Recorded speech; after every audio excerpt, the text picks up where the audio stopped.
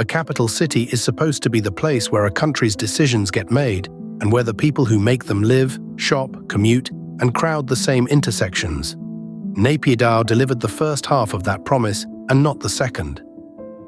It is the capital of Myanmar and, by population, the country's third largest city. It is also documented as being unusual for a specific reason, an unusually large size combined with very low population density. Sit with that pairing for a second. Third largest city in the country, and still thinly occupied across its own footprint. Those two facts are not a contradiction in the arithmetic. They are a contradiction in the design. A city can only be big and empty at the same time if someone built the container before the contents existed. That is the question this episode answers. Not whether Naypyidaw is a real capital, because it demonstrably is, but why a purpose-built capital ended up with more room than users, and what a planner would do differently with the same brief. On 6 November 2005, Myanmar's administrative capital stopped being Yangon. The new seat of government was in an area previously known only as Pyinmana district. The name Naypyidaw was not revealed to the public until Armed Forces Day, 27th of March 2006, roughly 5 months after the function had already moved. What went up there was not a district office or a satellite campus. It became the site of the Assembly of the Union, the Supreme Court, the Presidential Palace, the official residences of the cabinet, and the headquarters of both the government ministries and the military. And it is a genuinely planned city, unusual in Myanmar in that it sits inside its own union territory rather than within any state or region. That detail matters more than it sounds. It means the city was not grafted onto an existing local government with existing local demands. It was drawn as a clean sheet, on its own administrative terms. Here is the constraint that clean sheets never escape. A government can relocate itself by instruction. Ministries move because a ministry is a payroll, a filing system, and a building. Courts move because a court is a bench and a docket. Density does not move by instruction. Density is the accumulated residue of millions of private decisions. Where a family can afford to live, where a mechanic finds enough customers to survive, where a street vendor judges the foot traffic worth the setup, where a firm decides its suppliers are close enough. Yangon had generations of those decisions layered on top of each other. Naypyidaw started with none, so the state moved the part of a city that responds to orders and waited on the part that responds to opportunity.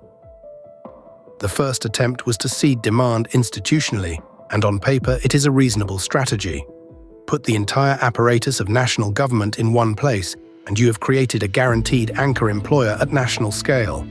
Legislators, judges, ministry staff, military headquarters personnel.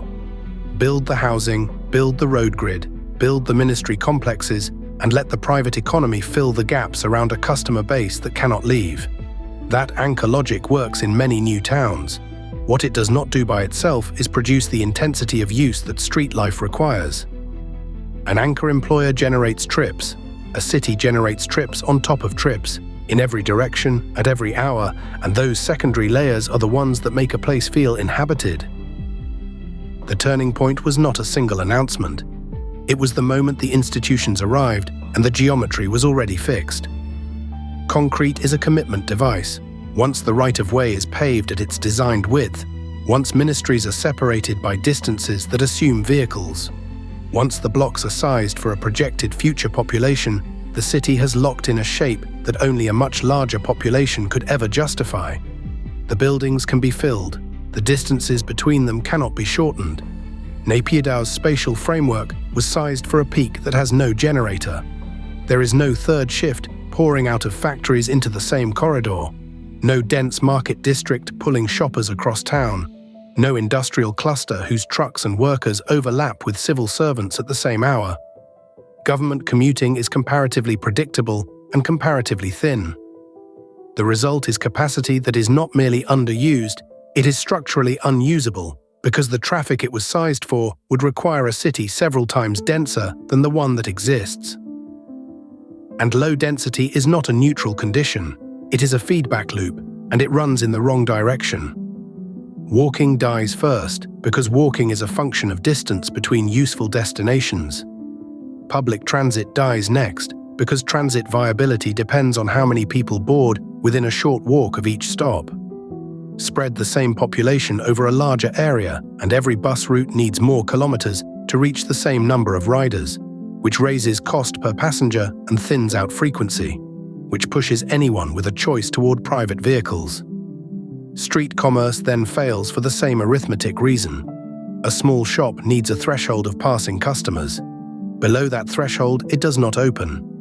And once it does not open, the street has one fewer reason to be walked, which lowers the foot traffic for the next candidate business.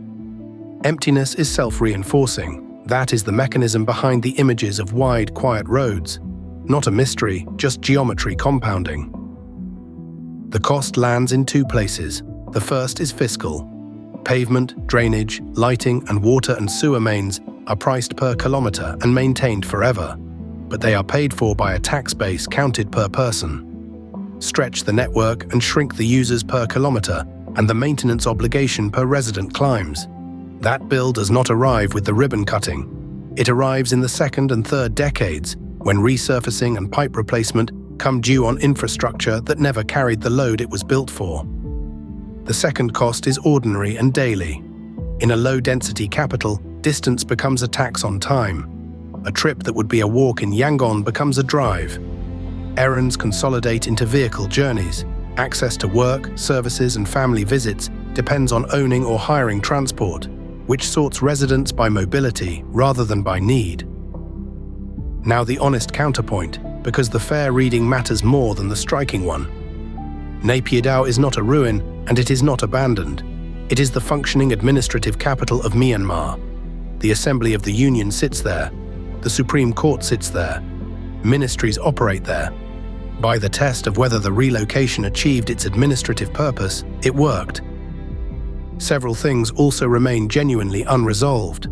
The motives behind the move have been debated for 2 decades, with explanations ranging from central geography to security and administrative control, and the documented record does not settle intent.